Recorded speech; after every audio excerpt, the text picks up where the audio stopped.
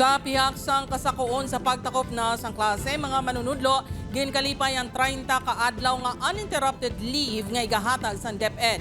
Ini ang gintutukan ni Kim Salinas live sa Barangay Monica, Blumentritt, Iloilo City. Kim?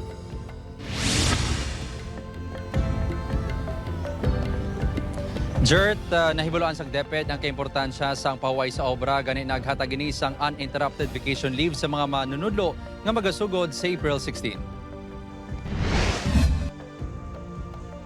Masako na sa pagtapos ng report cards, iban pa nga dokumento ang mga manunudlo antes ang closing rights sa Abril 14, Tuptub 15.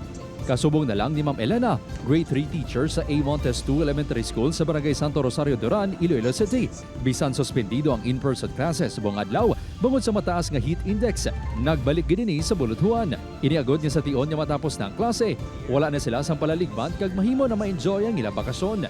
Gina-ready namon ang amon nga mga cards kag homeroom guidance, gina-attach namon sa card para card day kami ma-release namon sa parents. Santo sa amended DepEd Order No. 009 Series of 2025, hatagan ang mga teaching personnel sang 30-day uninterrupted vacation leave. Mahimo ini ma-schedule halin Abril 16, Tubtob Hunyo 2025. Hindi sila pwede paghahagaan sang obra, hindi sila pagdagan sang obra, hindi sila forced or obliged nga magkadto sa aton sa mga eskwelahan. During naka-break ang mga teachers naton, gusto nila nga magsulod sa school for their purpose yung ilaya nga kawalingon, may obrahon sila yung ila, pwede na siya. Ang vacation leave ang mahimo ma-avail sa 30 kasunod-sunod nga adlaw o kun otdon ini. Sa masobra 20 katuig ang pagtudlo ni Ma'am Elena, may tion ini nga nagaka-burnout man. Gani ang vacation leave nga ginhatag sa DepEd ang tuman kadako nga bulig sa iya. At least daw wala ka blaga paminsar nga, ay, ari ko di ka panglaba, may lubrahon ko to sa school. At least daw focus ka man bala sa pamilya mo. For the first time nga matagaan mo sila sang imo nga presensya.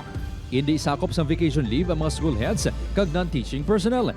Hindi man mapektuhan sa sining mando ang separado nga katungdanan sa mga manunudlo nga magaserbisyo sa nagahilapit nga eleksyon 2025. Jert, suno sa DepEd kung may trainings man nga petigayunon sa siling nga summer, hindi obligado ang mga manunudlo sa pagtambong. Inabisuhan ang mga school heads nga petigayunon ang mga trainings pagkatapos na sang June 1. Jert? Madamong gate nga salamat sa detalye. Kapuso Kim Salinas.